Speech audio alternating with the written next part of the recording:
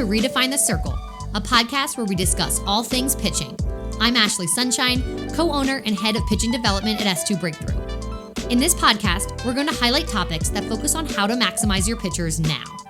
We're going to discuss some of the trends that we've seen at S2 Breakthrough and talk about how we use data to create systems and training approaches that are specific to each pitcher. It's so important for us to continue to share this information and facilitate discussion within the pitching community so we can keep evolving as coaches and ultimately grow pitching into something it's never been before.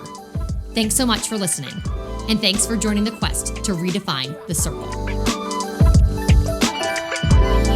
This podcast is sponsored by YakkerTech, softball's first in-game optical tracking system and most accurate data capturing solution.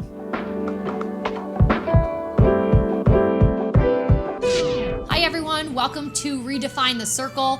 I am Ashley Sunshine, head of pitching development and co-owner here at S2 Breakthrough.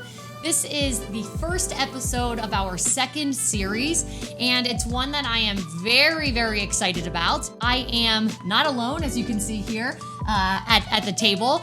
We have a special guest. We have our very own Karli Sewell. She is our head strength coach at S2 Breakthrough.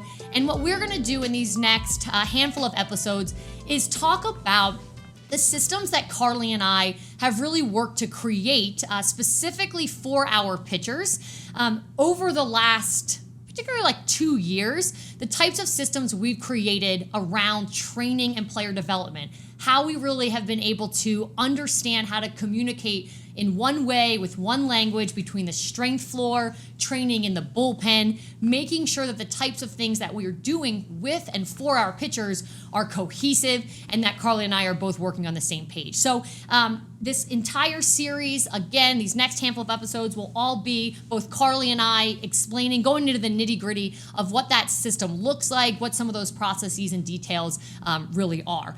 From today's standpoint, let's just do a little bit of intro. Karli, welcome to Redefine the Circle, first of all. Really happy to have you on here. I know that in a lot of the conversations that I've been having with pitching coaches across the country, particularly at the college level, probably the next thing after we have this discussion about generally what they should be doing on their end with their pitchers and in training, the very next question they ask is usually something about how do I get my strength coach involved in this conversation? And so I think this series is just going to be really powerful to start for pitching coaches out there to really be able to watch. And then the next level to really for them to start to understand how to build similar systems, ones that work for them in their environment with their strength coaches. So again, welcome to Redefine the Circle. Let's just go ahead and start a little bit of an intro. Before I give Karli the mic here, let me just say that when Krista and I knew that we were building sort of the core members of S2 Breakthrough a handful of years ago, we knew that this was, we always say here, we need to find unicorns. We need to find people whose brains are very specific and very detailed. And so we found Karli on Twitter. We found you were at the time on the East Coast training, doing as a strength coach, obviously, but working with minor league baseball players. And we just knew by some of the things that you had tweeted and talked about more of a social media forum that your brain matched the direction in which we were going. And we can explain that in a bit. But this evolution, understanding movement patterns, how the body works, how it self-organizes, getting to the issues of the root of issues versus symptoms, understanding how strength and conditioning has to really be tied to skill. We just could see right away, even just through Twitter, that Karli was that brain, essentially. So when we brought her on here, essentially, I would say that was, sort of the beginning of us really being able to develop these systems and a player development model. So Karli, let's talk a little bit about, just from your standpoint, what led you into wanting to become a strength coach. Talk to us about your background, and even before getting here at S2, just give us a couple bullet points just to introduce the audience to who you are. Yeah, so 2015, started my collegiate softball career with the intention, I was pre-med, I was going to eventually be a doctor. But then 2015, I had a labrum tear, right labrum tear, 2016 rotator cuff, UCL, and then eventually my senior year, my left labrum tore. And so I would go to PT, I would do the PT thing for about a month, 2 months, and then I would end up 6 months to a year later back in the office but attacking something different. And I felt like I was never getting at the root of what was causing these issues. It was always, we're treating the symptom, we're treating the arm, but we were never diving into my case, my story. And so eventually my senior year, whenever I had that final labrum tear, I wanted to take matters into my own hands. So I said, you know what, I'm going to do this myself. I'm going to try to build a strength and conditioning program for myself and see what comes of it. And I ended up making it through the season pain-free. I played every game as a catcher, was able to hit. And so once I was able to do that, I showed myself that I could do this, and I wanted to give back to athletes. I wanted to show female athletes it was possible. I wanted to show athletes of any kind that once you attack your body and you make a holistic kinetic chain, you build resiliency for the sport. And that's the only way you can do it. You have to look at the whole kinetic chain to really know what's going on in the body. I think that's a really great intro, not only just to who you are, and when I kind of give this little background of like, we could see on Twitter that your brain worked differently. Essentially, I guess what I'm getting at is this concept of like the diagnostics piece. So like I always reference in a joking manner that like I feel like the Dr. House of pitching here, right? It's just sort of like digging through puzzles and finding why is this happening? You know, what happens if we change this? And so I think that real concept of how your brain wants to sort of solve puzzles is really what connects us and what I feel like has helped us to build the systems we currently have and are continuously, you know, trying to grow and develop. And so I think that's a really important background story to understanding like the heart of your story is in like this obsession with the diagnostics of the body, which is why obviously I think just makes our team so special. So that's awesome. Okay, so that's a little bit of the intro about you, is like how you became a strength coach. I also like that, like Krista and I, you had maybe career aspirations that were in one direction, but then like your soul just took you in another direction as far as the sport and what your journey as an athlete, you know, where it took you, which is really awesome. Okay, now let's switch gears and talk about like day one. You're at S2 Breakthrough now. We hire you. You're like, you know, what is this place? Who are these people? Tell us just kind of a little bit of like, how has your brain evolved as a strength coach as far as understanding player development, training? We've been on this journey together to build something. We knew we had the tools and the skill sets to do it, but it took a few years for us to get it to a place where we felt like we really understood it and could communicate it. So walk us through a little bit of that journey for you. What has changed? What are the ways in which your brain is involved, and what are the ways in which you're better now? So the first year, I would say it was not a complete silo brain coming from my perspective of programming. It's just strength and conditioning, but it was kind of there. It was kind of a silo. And then as I kept going throughout the year, as systems were growing in this office, it really became a full integration. So I would say the thing that I've changed the most in the first day that I walked into S2 Breakthrough is I'm a skill coach, and I'm the third skill coach on the floor. And I'm always finding ways to relate strength and conditioning back to you guys. I'm always finding ways to integrate the system back to softball and back to what they need to be doing. So you would say it's safe, correct me if I'm wrong, but essentially like you no longer feel like your job or your responsibility is just to be good at your job. You have an extension of that. Essentially, it's like not only to be good at strength and conditioning, but to add this piece of making sure that strength and conditioning is directly related to what they do with us on the skill. Absolutely. That's the best way to put it. I would say day one walking in, I was like, all right, my goal is to get these athletes stronger, more resilient. But now it's like, if I do that, I'm doing an average job. My job is to get these athletes better at performance and to really get them to maximize their potential. Then that's above the average. Now I've exceeded expectations. Yeah, I think it's like that sounds like a similar concept, but it is very different. Essentially, it's like you can take the routes as a strength coach of making them stronger in their current patterns. Let's say their patterns which are highly inefficient. You can make them stronger in those patterns, there's no doubt about it. Can they throw harder, for example? Can we have pitchers that throw harder with poor patterns just because you sort of fueled that fire? Absolutely. But we go another level. And when you call yourself like the third skill coach, your job is you're also adding to the efficiency in which they move, not just fueling their current patterns, making their current patterns stronger. That's different. They're different concepts.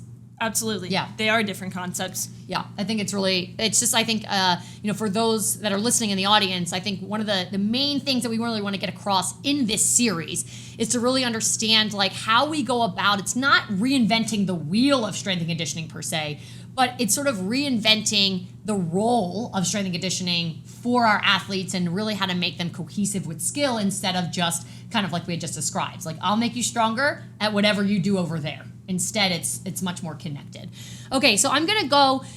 Let's kind of elaborate on that. I'm gonna go into a little bit of a discussion here of like, how would we describe? So maybe there are some people listening that are like, I don't really understand how that's different. Like, what would you say in some of your time spent either as an athlete or as a strength coach in the sort of general strength and conditioning world? Because the reality is like the base of this podcast is about connecting a pitching community where we are all really anxious to grow, evolve, get our, to really look back at what we did 5 years ago and think like, nope, we're doing better now. We need to do better in another 5 years. That's happening in strength and conditioning as well, which is obviously why we want to really combine these two worlds. So what's some of this maybe, let's paint a picture, a couple bullet points of like more of the traditional approach to strength and conditioning.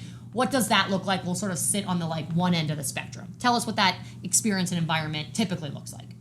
So back to my collegiate days in strength and conditioning. A lot of Olympic lifting for power and a lot of back squats, heavy back squats for strength. And it was, the sports specificity was there, but it was the skill coach's job. It was, all right, whenever I had softball, baseball players in the collegiate setting, I was like, you know what, we're going to do that at practice. Like, yeah, we'll do that stuff, but it's going to be in the practice setting. But while you're in the weight room, just back squat as heavy as you can. We'll worry about that stuff later. So I feel like now getting into S2 breakthrough, it's like, I'm going to meet you halfway. Here's what she's struggling on. I'm going to find a way to maximize that or get her into a better position on the strength floor. But then I'm going to meet you halfway there with her and kind of hand her off and say, you know what, let's maximize this in the bullpen now. So if I were to like paint a picture of what I feel like some of our traditional, when I was a young coach, or an athlete myself, these are the types of things I thought about pitching. You would say the comparable to that in the strength and conditioning floor is just like more is more is more. Like load is load is load. That's how you get stronger. Movement quality, what are you even talking about? Like the word movement quality is probably not in discussion very much, right? Or sports specificity. I mean, we see all the time with any school setting, a back squat or a deadlift, and these kids are maxing them out. They're doing a 300-pound deadlift, 500-pound deadlift, but then you take them onto the field and you look at their mechanics, and these mechanics, they aren't great, they're not impressive. So how does that translate to the sport? You just created someone who can produce a lot of force. But how are they producing that force? And that's what we really get to the root of here. It's like, all right, well, if you want that force to transfer the most, get them into a split squat, because our game is unilateral, and it's all about keeping the pelvis secure in a unilateral position, right? We're never doing that on two legs in our sport. So I think it's about the transfer of strength. It's not that getting strong is wrong. We want our athletes to get strong, but it's how that strength is going to transfer. Yeah, and I think we're going to go into some details in some future episodes of like what are the specific things, like you just mentioned, a lot of unilateral exercises. What are the things that we make sure, and we've really found through our processes, like you can make them strong, but that doesn't always lead to translation, as you say, right? Okay, so here is where I think early on in our process of working together and coming up with and creating a system, we realized that we have athletes who are strong and can produce power, but it doesn't really translate rotationally for a variety of reasons. And so there's been a layer of our, I guess our process, a layer to our process that we really make sure that what we're doing, we talk about translation. Really what we're talking about is like, our athletes are rotational athletes. How do we make sure that strength and power translates rotationally? Give me maybe just a little bit of like how your brain has to work in designing programs to make sure that we can keep those pieces connected. Yeah, so first thing when I'm designing programs, I go back to that movement assessment that we have, and we'll dive into that, I'm sure, on another podcast. But I'm looking to see their mobility compensations. I'm looking to see what they're doing on one leg. If they can't stand on one leg or rotate the pelvis on one leg, then that's going to give me the whole story of them as a rotational athlete, because I know there's already compensation there. And so then the whole basis for that athlete is learning how to secure their pelvis. If you can't secure your pelvis, you can't rotate, because that's where the rotation is coming from. So I think it's just this building piece of like, hey, we're going to get that pelvis back under us. We're going to learn where it's at. We're going to learn proprioception, kinesthetic awareness. But then once we get good and strong at that, now we're going to start flying through rotation. And because we've built this base, it's going to be a stronger rotational output because we're catalyzing quality movement. Yeah, it's really good. And we're going to get into even more details, as you said, in future episodes of that. But would you say, for pitching coaches that are listening out there, if you feel as if you're taking your team to the strength floor and you know that what they're doing is the same as the football team, they're doing is the same as the sprinters, that should maybe be the first, I don't want to say red flag. It doesn't mean a strength coach is a bad strength coach, but there needs to be another layer of like conversation, education, evolution, if you will.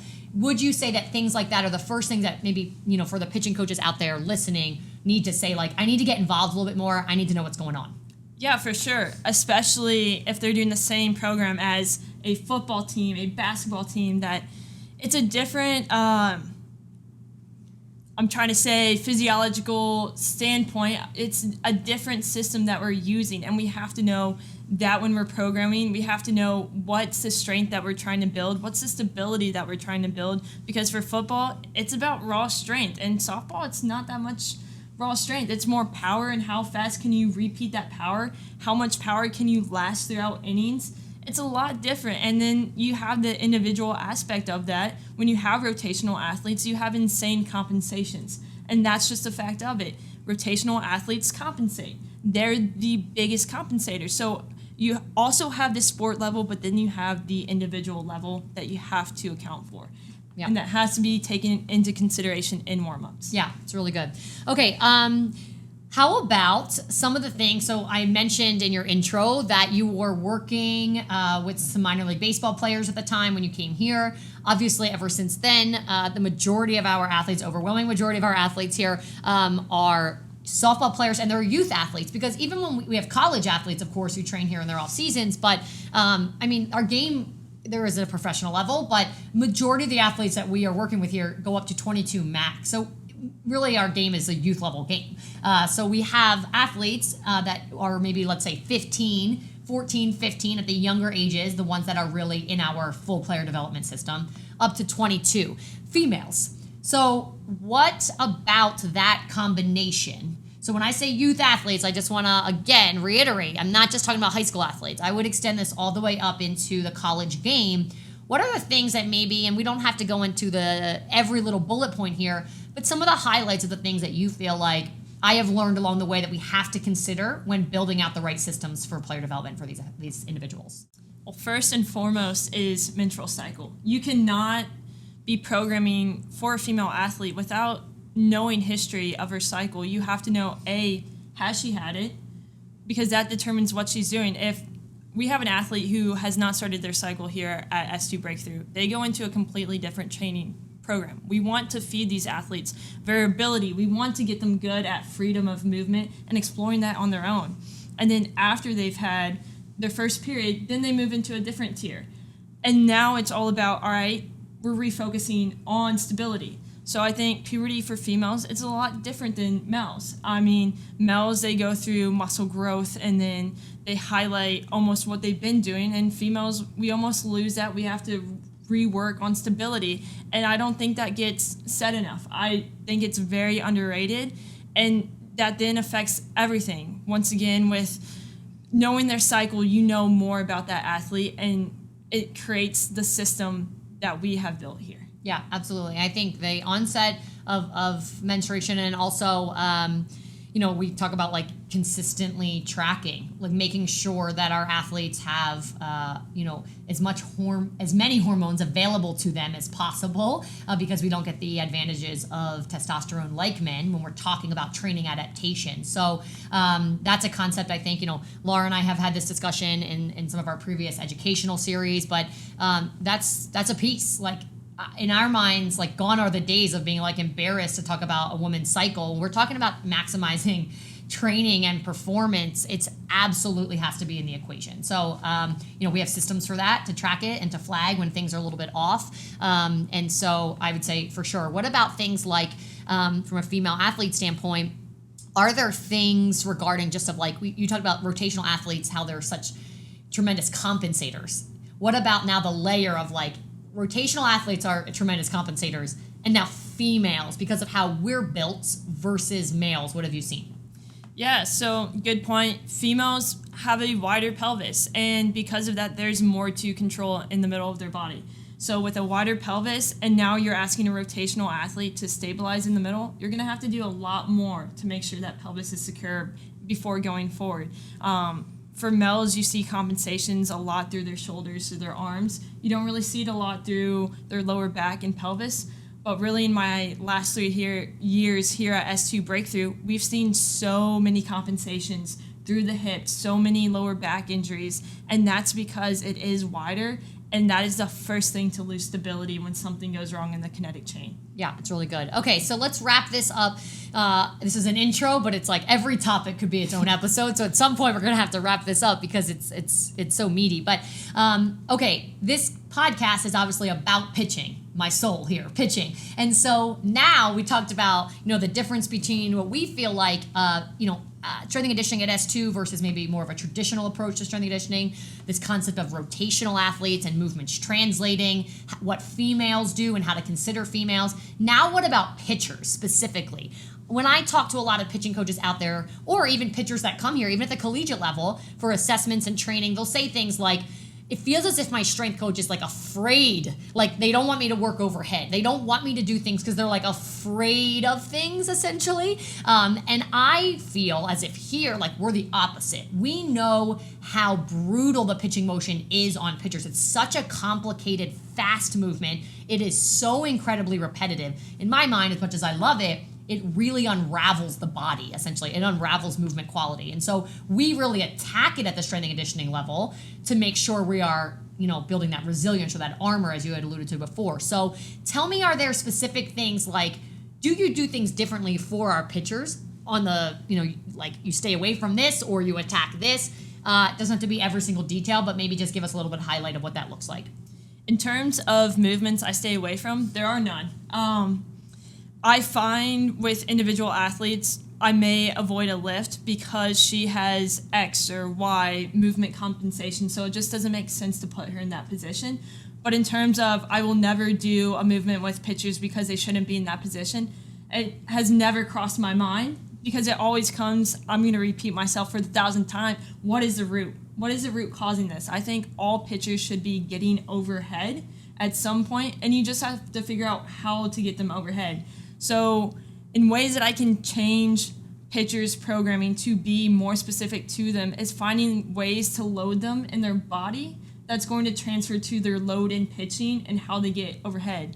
Now, I'm not talking about holding a dumbbell like it's a softball and going back in the load. I'm talking about a little bit more advanced here in loading the fascial slings and getting into those movements and loading the same slings that they need to be successful in that pitching motion, or what is a deep abdominal musculature that they're going to be using in pitching, because ultimately that's the first thing that they need to load everything else. So I'm going to just sort of like summarize that from like a pitching coach brain.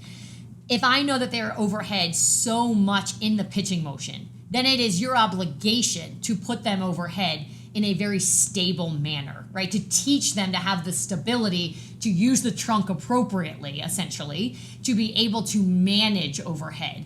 So when I think people steer away from like overhead movements, like they're talking about maybe like snatches or really aggressive movements that really are not about movement quality. And so when we're talking about getting them overhead, it's basically about building the base underneath of what's going to be asked of them in the pitching motion. Is that a good summary? Exactly. Okay.